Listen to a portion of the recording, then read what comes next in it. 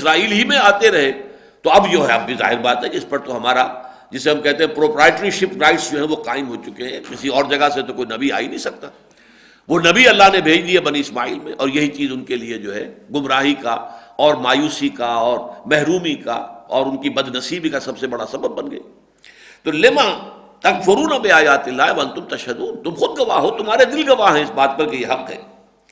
یا اہل الکتاب لما تلبسون الحق بالباطل وتکتمون الحق وانتم تعلمون. اب دیکھیے یہ وہی انداز ہے جو سورہ بقرہ میں آ چکا ہے، ولا تلبسوا الحق بالباطل وتکتموا الحق وانتم تعلمون. یہ آیت جو ہے وہ 5ویں رکوع کے اندر موجود تھی، وہی انداز یہاں ہے.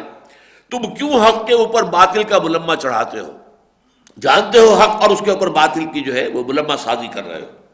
وتکتمون الحق، اور تم چھپاتے ہو حق کو، وانتم تعلمون، اور جانتے بوجھتے چھپاتے ہو. یہ نہیں کہ تمہیں کوئی مغالطہ ہو گیا ہے، مغالطہ نہیں ہے، جان بوجھ کر رہے ہو. اور اس میں مراد اور حقیقت ان کے وہ اہل علم ہے. ظاہر بات ہے اہل علم کو معلوم تھا کہ حضور کی پیشن گوئیاں تورات میں موجود ہیں، اور وہ پہچانتے تھے. یعرفونہ کما یعرفون ابناءہم. ان میں سے اکثر لوگ جو ہے وہ ہٹ درمی کے اندر اندھے ہو گئے تھے، تو کچھ تھوڑے بہت لوگ ایسے بھی تھے کہ جن میں کوئی رمق تھی، تو ان کو قرآن اپیل کر رہا ہے تم سوچو، ہوش میں آؤ. جیسے کہ ان میں سے عبداللہ ابن سلام رضی اللہ تعالیٰ عنہ بہت بڑے عالم تھے، وہ ایمان لائے، انہوں نے تصدیق کی کہ بالکل بعین ہی یہی وہ باتیں ہیں کہ جو ہمیں تورات کے اندر اللہ تعالیٰ کی طرف سے ملی تھی، اور اس کے مصداق کے طور پر حضور کی بعثت ہوئی. وقالت طائفة من اہل الکتاب آمنوا بالذی انزل علی الذین آمنوا وجہ النہار واکفروا آخرہ لعلہم یرجعون. اب یہ ایک بہت بڑی سازش تھی جو یہودیوں نے کی تھی، اور اس کے حوالے سے نفاق کی حقیقت کے ضمن میں ایک بڑی باریک بات ہے جو سمجھ میں آتی ہے، جو عام طور پر لوگوں کی نگاہوں سے اوجھل ہے. ایمان اور اہل ایمان کی جو ایک دھاک بند گئی تھی کہ جو شخص ایک دفعہ ایمان لے آتا ہے، اب چاہے اس کے ٹکڑے کر دیے جائیں، اس کو جان سے مار دیا جائے، وہ واپس جانے کو تیار نہیں. معلوم ہوا کہ کوئی بات ہے، کوئی چاشنی ایسی ہے اس میں، کوئی لذت ایسی ہے کہ جس کے لیے انسان اپنی جان تک دینے کو تیار ہے. اب یہ گویا کہ ایک طرح کا یوں سمجھیے کہ ایک دھاک کسی شے کی بیٹھ جانا اور اس کی ایک اخلاقی ساکھ بن جانا. یہ یہودیوں نے چاہا کہ ہم اس ساکھ کو توڑیں، یہ دھاک ختم ہونی چاہیے کہ جو ایک دفعہ مسلمان ہو جائے چاہے کچھ بھی کر لو وہ پھر واپس نہیں آتا.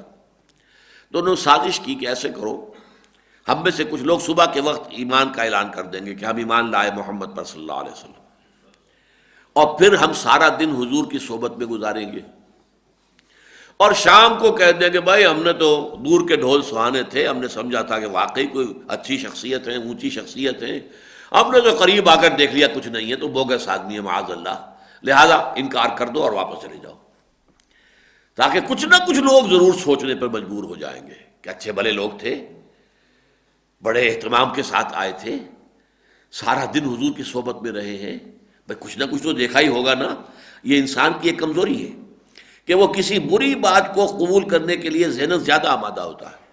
کچھ نہ کچھ تو دیکھا ہوگا نا، کوئی بات تو ایسی ان کے علم میں آئی ہوگی جس کی وجہ سے کہ یہ چھوڑ کر چلے گئے.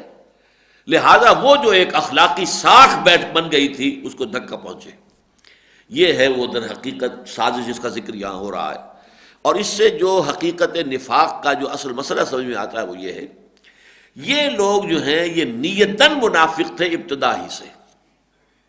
یعنی اگر انہوں نے کلمہ طیبہ ادا کیا اور اپنے مومن ہونے کا اعلان کیا تو انہیں خود بھی معلوم تھا کہ ہم یہ دھوکہ دینے کے لیے کر رہے ہیں، ہم واقعتاً ایمان نہیں لا رہے. لہذا کوئی ایک منٹ کیا ایک سیکنڈ بھی ان پر ایمان کی کیفیت آئی ہی نہیں. یہ شعوری منافق تھے. ویسے یہ کہ اگر اسی عرصے کے دوران ان میں سے کسی کا انتقال ہو جاتا تو بہرحال اسے مسلمانوں کی طرح دفنایا جاتا، کفنایا جاتا، مسلمان مانا جاتا، اس کی نماز جنازہ پڑھی جاتی. لیکن یہ کہ حقیقت کے اعتبار سے وہ خود جانتے تھے کہ ہم تو کافر کے کافر ہیں، ہم تو اسلام لائے نہیں. وَهُمْ دَخَلُوا بِالْكُفْرِ وَهُمْ دَخَلُوا خَرَجُوا بھی اس کے ساتھ ہی نکل گئے، آئے بھی تھے کفر کے ساتھ، نکل بھی گئے کفر کے ساتھ.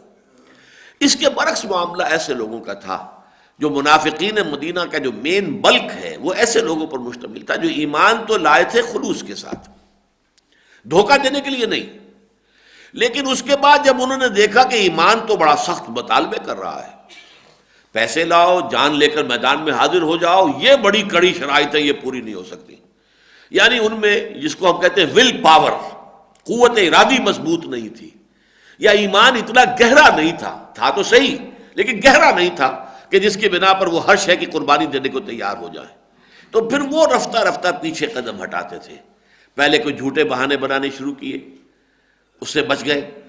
پھر دیکھا کہ اب بار بار بہانے ہم بناتے ہیں تو لوگ ہنستے ہیں، تو قسم کھانی شروع کی.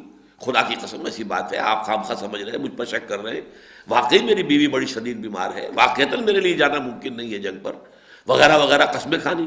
اتخذوا ایمانہم جنۃ فصدوا عن سبیل اللہ، انہوں نے اپنی قسموں کو ڈھال بنا لیا ہے اللہ کے راستے سے رکنے کے لیے. پھر اس سے بھی اگلی سٹیج وہ آئی کہ پھر ان کے اندر ایک بغض اور دشمنی پیدا ہو گئی. ایک اندر سے اندر ہی اندر یہ بھی کہ کیا مصیبت ہم نے اپنے گلے میں ڈال لی، اسلام جو ہے، لیکن اب چھوڑنے کو بھی تیار نہیں، اس لیے کہ پورا قبیلہ ایمان لا چکا ہے. اب اگر ایمان سے اب نکلتے ہیں تو گویا کہ اپنے تمام رشتہ داریوں کو چھوڑیں، اپنے تمام قبیلے والوں سے تعلق منقطع کریں. یہ وہ لوگ تھے کہ جو منافقین کا مین بلک تھے. وہ نہیں تھے کہ جن کا آغاز ہی کفر سے ہوا ہو. البتہ یہ بھی ایک نفاق کی شکل ہے کہ جس کا آغاز بھی کفر سے، اختتام بھی کفر پر، اور ہر لہجہ کفر ہے، اور شعوری طور پر انہیں معلوم ہے کہ ہم کافر ہیں، ہم مسلمان نہیں.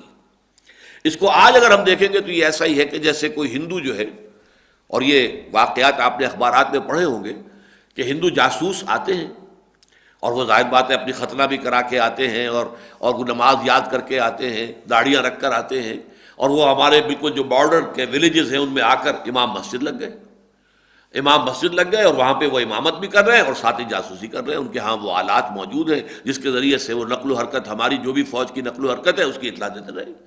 اب ظاہر بات ہے انہیں بھی معلوم ہے کہ ہم اسلام نہیں لائے، ہم نے اگر ختنہ بھی کرائی ہے اور اگر ہم نے داڑھی بھی رکھی ہے تو سب دھوکہ دینے کے لیے. وہ تو جاسوسی کا جو مقصد ہے پورا کرنے کے لیے اپنے آپ کو، اپنے لیے یہ کور ہم نے استعمال کیا ہے.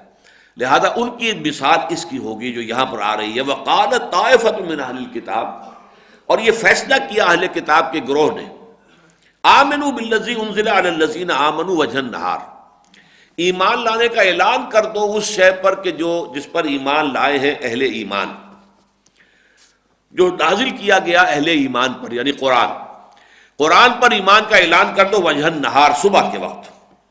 وَاکْفُرُوا آخِرَہُ، اور اس دن کے آخری حصے میں کفر کا اعلان کر دو. لعلہم یرجعون، شاید کہ یہ بھی لوٹیں کچھ نہ کچھ.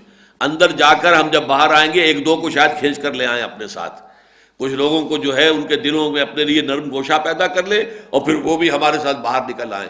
ورنہ یہ کہ کم سے کم ایک تذبذب میں، ایک وسوسے میں، ایک شک و شبہ میں تو مبتلا ہو ہی جائیں گے کہ آخر کوئی بات تو ہوگی. یہ لوگ جو تھے بڑے عالم لوگ تھے، بڑے سمجھدار لوگ تھے، انہوں نے اتنی بڑی قربانی کی، اتنا بڑا اثار کیا، حضور پر ایمان لائے، اپنے تمام مقام اور مرتبہ و منصب کو تج دیا، لیکن کوئی نہ کوئی بات تو دیکھی ہوگی بھائی کہ جس کی وجہ سے یہ لوگ جو ہے واپس چلے گئے. تو اس سے وہ دغدغہ اور وسوسہ جو ہے لوگوں کے دلوں میں پیدا کر دیا جائے. وَلَا تُؤْمِنُوا إِلَّا لِمَن تَبِعَ دِينَكُمْ، لیکن ہرگز ایمان مت لاؤ مگر اسی پر، اسی شخص کی، مت بات مانو مگر اس کی کہ جو تمہارے دین کی پیروی کرے. یعنی ایسا دیکھو، ہوشیار رہنا کہیں ایسا نہ ہو کہ اس عمل کے دوران بھی کوئی چھوت لگ جائے تمہیں اور واقعی وہاں سے جو حق ہے کوئی وہ تمہارے اوپر اثر انداز ہو جائے. تم اگر حضور کی صحبت میں بیٹھو تو ایسا نہ ہو کہ حضور کی صحبت جو ہے اس کے کوئی اثرات بھی قبول کر لو. وَلَا تُؤْمِنُوا إِلَّا لِمَن تَبِعَ دِينَكُمْ، ہرگز مت ماننا کوئی بات سوائے اس کے کہ جو اس کی بات کو ماننے کے سوائے کہ جو تمہارے دین کا پیرو ہے. یہ ان کی سازش تھی کہ ہم ہرگز مانیں گے نہیں، دل سے نہیں مانیں گے، نہ ذہناً تسلیم کریں گے، البتہ صرف یہ کہ اس دھاک کو ختم کرنے کے لیے، یہ جو ساکھ بن گئی ہے مسلمانوں کی اور ایمان کی، اس کو ختم کرنے کے لیے یا کمزور کرنے کے لیے ہمیں یہ چال چلنی ہے. لیکن ہمیں بات کسی کی نہیں ماننی ہے سوائے ان کے کہ جو ہمارے دین کی پیروی کرے. قل ان الہدی ھدی اللہ ان یؤتی احد مثل ما اوتیتم او یحاجوکم عند ربہم. اس مقام پر ذرا ایک مشکل مقام ہے تفسیری اعتبار سے. اس کو یوں سمجھ لیجئے کہ جملہ تو چلے گا وَلَا تُؤْمِنُوا إِلَّا لِمَن تَبِعَ دِينَكُمْ أَن يُؤْتَى أَحَدٌ مِثْلُ مَا أُوتِيتُمْ أَوْ يُحَاجُّوكُمْ عِندَ رَبِّكُمْ.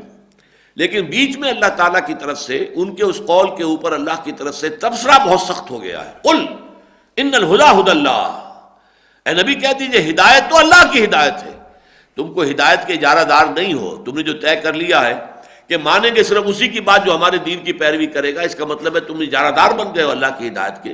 قل ان الہدی ھدی اللہ، ہدایت تو اصل میں اللہ کی ہدایت ہے.